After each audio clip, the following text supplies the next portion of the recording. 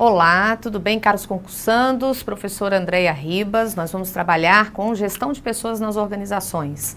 O tema da nossa aula de hoje é avaliação de desempenho.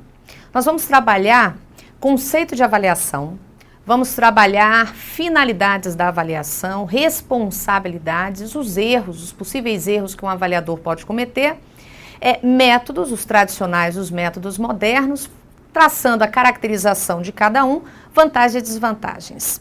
Então, nós vamos começar aqui com o conceito de avaliação de desempenho. Vejamos, a avaliação de desempenho, ela é entendida como uma apreciação sistemática do desempenho do colaborador na realização das atividades, no alcance de metas e resultados e do seu potencial de desenvolvimento. Então, a gente consegue identificar, através da avaliação de desempenho, esses 3 pontos.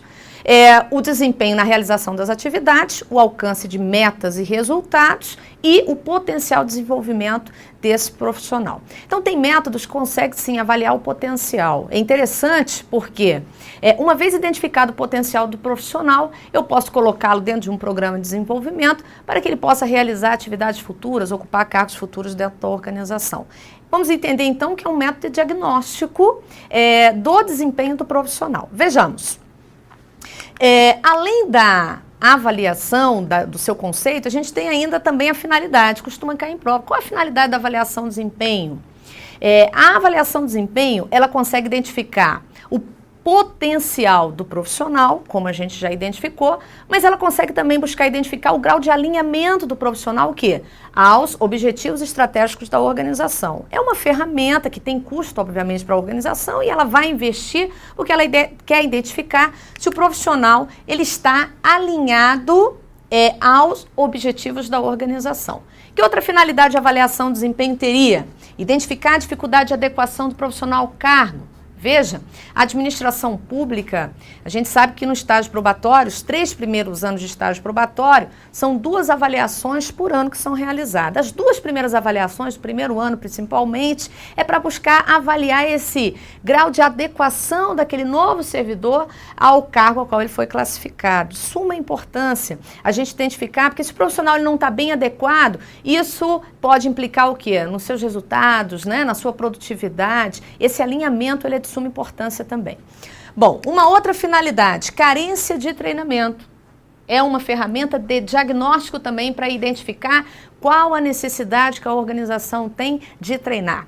A carência, há gaps de conhecimentos, habilidades e atitudes, ou seja, se a organização precisa de determinadas competências e o profissional não as tem, nós temos aqui uma lacuna. Essa lacuna deve ser suprida e aí a avaliação de desempenho entra como um diagnóstico muito importante para levantar a necessidade de treinamento. E uma quarta finalidade interessante, se a gente for parar para analisar, é uma finalidade mais abrangente. Quando você avalia o profissional, você não está avaliando somente seu profissional, você também está avaliando se o gerente que decide sobre esse profissional, porque a gestão de pessoas é responsabilidade em função de staff, o gerente de cada unidade organizacional, quem avalia o desempenho, quem devolve os resultados da avaliação é esse gerente. A gente tem como avaliar a tomada de decisão dos gerentes. Esse profissional passou por uma promoção recente, ele foi classificado, ele foi removido. Essas decisões que são tomadas pelo gerente, quando eu avalio o desempenho do colaborador, eu também avalio essa tomada de decisão, ou seja, avalio também o gerente indiretamente. E consigo avaliar também as políticas de recrutamento e seleção, as políticas de treinamento e desenvolvimento. Eu consigo avaliar a gestão de pessoas em si, é uma forma indireta também de avaliar as políticas de RH. Então, essas são finalidades importantes que costumam cair em prova. A quarta, então, seria avaliar a tomada de decisão do gerente e as políticas de RH. Bom, conceituamos, traçamos as finalidades da avaliação de desempenho. Vamos ver de que seria a responsabilidade por avaliar. Mencionei ainda há pouco que é responsabilidade do gerente a avaliação de desempenho, sem sombra de dúvida. Hoje, a gestão de pessoas tende ao que a gente chama de descentralização. O gerente passa a ser o responsável por avaliar o desempenho e devolver os resultados, só que ele vai precisar de assessoria da área de recursos humanos. O especialista de RH, enquanto função de staff, ele assessora os gerentes na hora de fazer a avaliação de desempenho. Assessora elaborando o método, validando o método, treinando esse gerente para que ele possa avaliar. Então, vejamos o seguinte, quando falamos de quem é a responsabilidade, a gente pode entender que o órgão de RH, o staff, posso entender que a autoavaliação também, isso quer dizer que o próprio profissional se autoavalia. As organizações que adotam a autoavaliação, a avaliação também passa a ser responsabilidade do próprio avaliado. Além disso, chefia imediata é responsabilidade das unidades, responsabilidade dos gerentes. Subordinados, se a organização adota o que a gente vai chamar de avaliação para cima, ou seja, a equipe avaliando o gerente, a gente vai entender também que os subordinados passam a ser responsáveis pela avaliação de desempenho. Podemos falar de comissão de avaliação de desempenho. Tem organizações que adotam comissões com membros permanentes, membros temporários.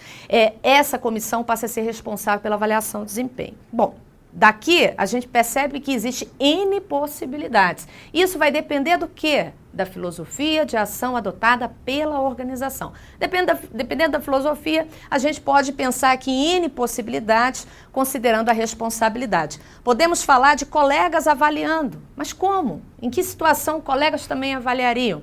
Mais à frente a gente vai falar de um método moderno chamado 360 graus. Nesse método não é só o chefe que avalia. Nós temos outras pessoas que estão em volta do avaliado que também vão participar. Então os colegas vão avaliar, o chefe vai avaliar, os clientes podem avaliar, fornecedores, ou seja, parceiros da organização também. Então nós estamos falando de múltiplos feedbacks que vão ser realizados, que não só numa visão tradicional, o chefe avaliando. Então posso dizer que a responsabilidade também seria de colegas e posso afirmar ainda que cliente externo, dentro do método 360 graus, a gente adota, né, os parceiros da organização, incluindo os clientes, fornecedores, também avaliando o desempenho. A questão é N possibilidades e isso vai sempre depender da filosofia de ação adotada pela organização. Vamos analisar aqui 2 itens anterior para que a gente possa discutir, voltar aqui só um pouquinho com relação à questão da finalidade. Na sequência dos slides, nós temos uma questão do CESP e depois nós temos ainda uma outra questão do CESP também. Veja só, essa questão diz assim, ó, as avaliações de desempenho possibilitam, é uma questão que está cobrando finalidade, hein?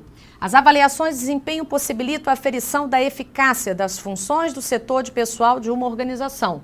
Permitem aos administradores avaliar, entre outros aspectos, a adequação das políticas de recrutamento e seleção, a validade das atividades de treinamento e aperfeiçoamento e a justeza das decisões sobre promoções e transferências. Veja que esse é um item de prova que está cobrando o quê? Finalidade da avaliação de desempenho.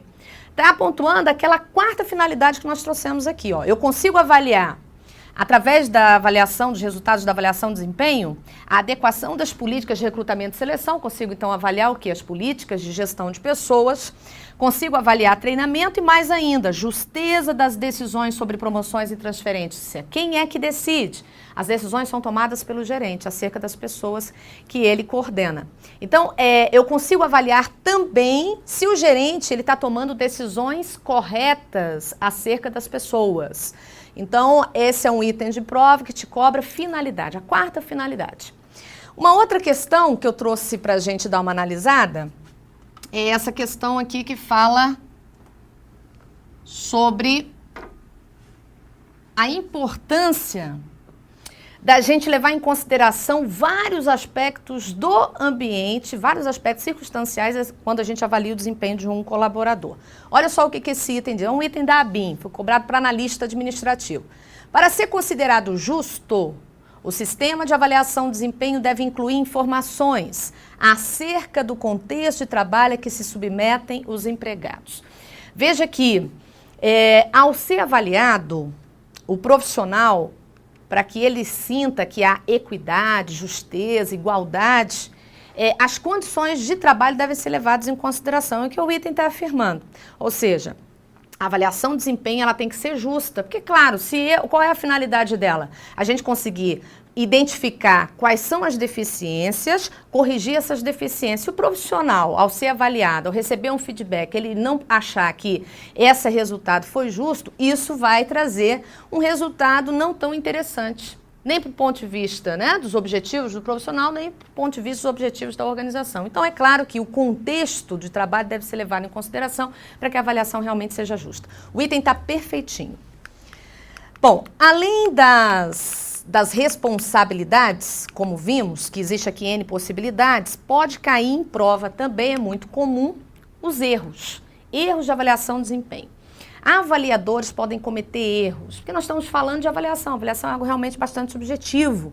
E isso tem que ser levado em consideração.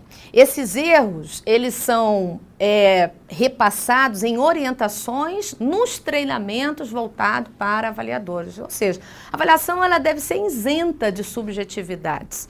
E é só com a consciência de quais possíveis erros, vieses que podem atrapalhar, disfunções que podem atrapalhar a avaliação de desempenho, que o avaliador teria condição de administrar. Então, que possíveis erros são esses que costumam, inclusive, aparecer em prova? Agora, desses erros, eu trouxe vários erros, tem alguns que eles são mais tendenciosos de cair em prova. Um deles é o chamado efeito halo.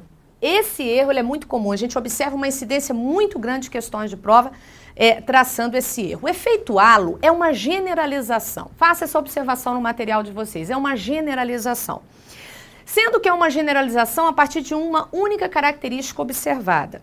Nós temos aqui o chamado efeito halo e o efeito O. Ambos são generalizações. A diferença é, o efeito halo é uma generalização a partir de uma característica observada positiva e o efeito O seria uma generalização a partir de uma característica observada negativa. Quando eu falo de efeito halo, nós vamos pensar da seguinte forma, como exemplo, vocês conseguirem visualizar. Imagina que eu, enquanto avaliador, eu tenho um perfil muito Caxias. Para mim, horário é tudo. Característica pontualidade, para mim, é muito importante. Profissional que é pontual na minha equipe, para mim, ele presta. O profissional que não é pontual, para mim, ele não presta.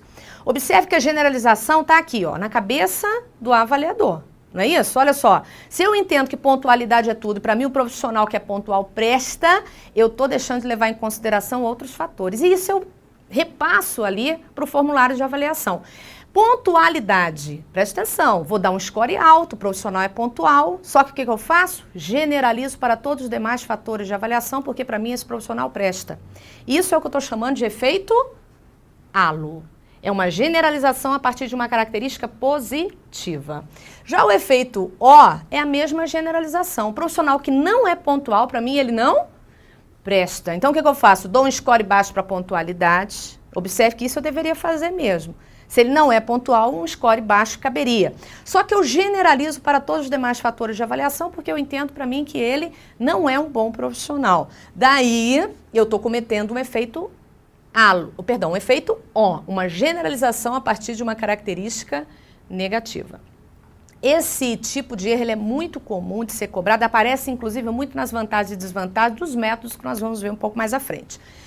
Outro erro, efeito ressentidade. Efeito ressentidade é um erro cometido pelo avaliador por ele ter memória curta. Ele esquece todo o período de avaliação e só avalia fatos recentes próximo à avaliação. Pode ser um fato positivo, relacionado ao avaliado, ou um fato negativo. Se for um fato positivo, a avaliação vai ficar até favorecida, mas ela não condiz exatamente com o desempenho do profissional. Se for um fato negativo, o desempenho do profissional vai aparecer como negativo, mas também não condiz corretamente com a realidade do desempenho desse profissional. Então, esse é o chamado efeito ressentidade. Erro de tendência central. Esse erro é o que a gente chama de média conceitual. O avaliador, às vezes, até mesmo por receio de dar um score muito bom, um 5, por exemplo, ou dar um score muito baixo, um score 1, ou seja, classificar o cara aqui como excelente ou como fraco, até para que ele não precise justificar ou por receio de favorecer demais ou prejudicar demais a avaliação, o que é que ele faz? Tendencia para avaliar para uma média conceitual. Por isso que ele é chamado de erro de tendência central. A tendência de você avaliar scores que iriam ali de 5 a 1, você tendenciar para um score 3. Esse é um erro também, eu vou marcar aqui, ó, muito comum, aparece bastante em prova. Avaliação congelada, mesmo conceito, é assim que você vai pensar. Aqui, olha, entra uma avaliação, sai avaliação, entra avaliação, o conceito profissional não muda. É um erro, muitas vezes, associado até com outro erro, que é chamado de desvalorização da avaliação. O avaliador ele desconsidera o método, acha que é desnecessário avaliar, ele acaba avaliando só por avaliar, e o que ele às vezes pega a avaliação do ano passado, copia e cola. Né? E aí o conceito do profissional não muda. Isso é o que a gente estaria chamando de avaliação congelada. Falta de técnica. Falta de técnica é o profissional, ele não foi treinado. Ele desconhece a ferramenta de avaliação de desempenho, e aí por desconhecer a ferramenta, ele acaba avaliando somente com base o quê? Com base no bom senso, por desconhecer o método. Além disso, desvalorização da avaliação, como eu falei ainda há pouco, o avaliador desconsidera, não acha importante, aí avalia só por avaliar. Leniência e rigor excessivo, importante também, eu vou marcar novamente. E é interessante que vocês marquem, que a gente observa uma tendência das bancas cobrar esses erros também. A leniência é você minimizar os erros do avaliado. Às vezes vem como condescendência. É aquele chefe bonzinho, né? Então ele acaba favorecendo porque ele minimiza os erros, estabelece padrões abaixo, né, do que realmente o profissional poderia alcançar. Já o rigor excessivo é exatamente o contrário. Aqui o avaliador maximiza os erros do avaliado, estabelece erros ou estabelece padrão de desempenho acima do que seja possível de ser alcançado. E aí, por isso, chamado rigor excessivo. Erros também muito comum. Acrescentem aí, olha pessoal, leniência pode também ser chamada de condescendência. Muitas vezes vem itens de prova trazendo a ideia de leniência como condescendência, quer dizer a mesma coisa. Erro de primeira impressão. Aquele erro, o primeiro contato do avaliador com o avaliado, ele marca, né, aquela primeira impressão que ele teve, pode ser uma impressão positiva ou negativa, e ele avalia com base sem somente ser nessa primeira impressão. Também é um erro, não é interessante, né, é considerado um viés, vai prejudicar a avaliação. Erro de fadiga, de rotina. Em treinamentos para avaliação de desempenho, a gente sempre orienta. Se o avaliador tem muitos avaliadores, não deixar para fazer a avaliação toda em cima da hora, avaliando muitos profissionais ao mesmo tempo. Porque aí, em razão da própria fadiga, pode-se fazer confusão, né, e não avaliar corretamente como deveria. Incompreensão do significado dos fatores. Aqui é o que a gente chama de problema semântico, né? Não ter clareza do que realmente representa aquele fator e avaliar com base no que ele acha que é e não realmente com a intenção ou o conceito correto acerca do fator que está sendo avaliado. É uma forma de distorção dos fatores. Unilateralidade. Aqui o avaliador julga apenas o que ele acha importante, não é? E assim, né? Ele deve avaliar de acordo com o que a organização considera importante a ser avaliado, né? Se ele está levando em consideração sem somente ser as suas intenções, o que ele acha que seja importante, ele está avaliando de forma unilateral. Subjetivismo. Posso também entender isso aqui como projeção. Você projeta características suas, positivas ou negativas, no outro. Subjetivismo é atribuir ao avaliado qualidades ou defeitos que são próprios do observador e não na realidade do avaliado. Falsidade. Aqui é uma ocultação intencional. Né? Aqui, por isso que é chamado de falsidade. O avaliador, ele avalia exatamente ou para favorecer a avaliação ou para prejudicar a avaliação.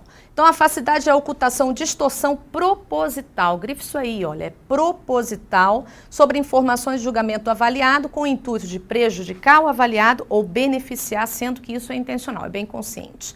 Então, esses aqui são erros que podem aparecer em prova, sendo que os mais comuns, como eu mencionei para vocês, nós temos aqui o efeito halo. Eu vou voltar a frisar isso aqui com vocês, ele é muito comum de aparecer em prova. O efeito recentidade aparece, não é tão comum, mas aparece. O erro de tendência central, Avaliação congelada não é muito comum, falta de técnica também não é muito comum. Leniência e rigor excessivo, a gente observa uma incidência maior desses erros. Erro de primeira impressão, de fadiga também aparece. E aqui, subjetivismo. Há uma tendência, às vezes, aparece lá como projeção. Tem o mesmo sentido. Bom, vamos dar uma olhadinha aqui nessa questãozinha de prova, que é uma questão da FCC, que no seu enunciado, né, se for questões múltipla escolha, vai aparecer assim para você. O enunciado é a caracterização do erro, para você conseguir identificar que erro está se falando. No processo de avaliação de desempenho humano, o efeito consciente em que o avaliador força sua avaliação num ponto da escala para não se comprometer ou explicar os motivos que subsidiaram sua decisão é denominado efeito halo de tendência central, da escolha forçada, dos incidentes críticos ou da escala gráfica. Veja que é um item de prova que saiu misturando tudo aqui, né? Eu posso considerar o efeito halo como erro. Eu posso considerar o erro de tendência central como erro de avaliação. Agora, escolha forçada é erro? Não, nós não mencionamos isso aqui. Incidentes críticos é erro? Também não. Escala gráfica é erro? Não, até porque se eu falo de escala gráfica, se eu falo de incidentes críticos, se eu falo de escolha forçada, isso aqui é método de avaliação de desempenho. A gente vai ver um pouco mais à frente. Esses métodos de avaliação de desempenho, ou seja, a letra C, D e E, nunca poderiam ser considerados erros. São métodos tradicionais. Então, para que a gente consiga responder, sabendo que são métodos de avaliação de desempenho, a gente só ficaria com a letra A ou com a letra B. Ou é o halo ou é o erro de tendência central. Veja aqui, ó, o que o enunciado está falando. Está falando de medo de se comprometer ou ter que explicar os motivos que subsidiaram sua decisão. Então, quando a gente está meio angustiado, a gente não quer justificar o porquê que eu estou dando, por exemplo, um score muito bom, porquê que eu estou dando um score muito baixo, a minha tendência é o quê? Eu dou uma nota mediana, eu faço uma avaliação mediana e aí fica tudo tranquilo. Então, nós vamos entender que nós estamos falando de quê? Letra B, erro de tendência central, média conceitual. O efeito halo já é diferente, é uma generalização a partir de uma característica observada positiva, ok? Então, ficamos aqui com a letra B.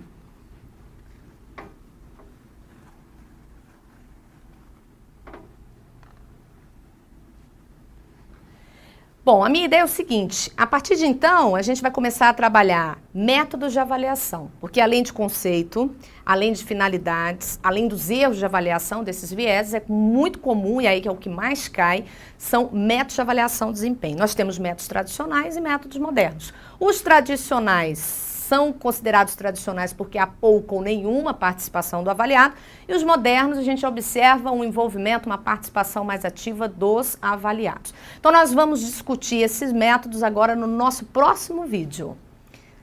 Vamos aguardar.